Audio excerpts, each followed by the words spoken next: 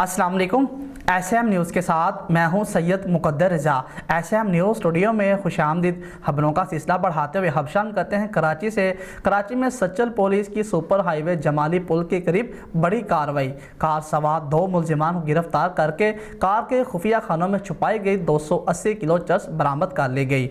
आपको बड़ी खबर से आगाह कर रहे हैं। कराची में सचल पुलिस की सुपर हाईवे जमाली पुल के करीब बड़ी कार्रवाई। कार सवार 2 मुलजिमान को गिरफ्तार करके कार के खुफिया खानों में से छुपाई गई 280 किलो चरस बरामद कर ली गई। मजीद सूरत हाल से आगाह कर रहे हैं कराची से हमारे ब्यूरो चीफ जुल्फकार अली। जी जुल्फकार, आगाह कीजिएगा इस हवाले से।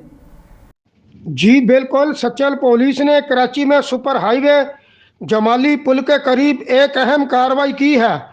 SSP ईस्ट कमर रजा जिस्कानी के मुताबिक SHO सचल ने पुलिस पार्टी के हमरा खुफिया इतला पर सुपर हाईवे जमाली पुल के करीब एक मशकूक वाइट करोला कार को रोका।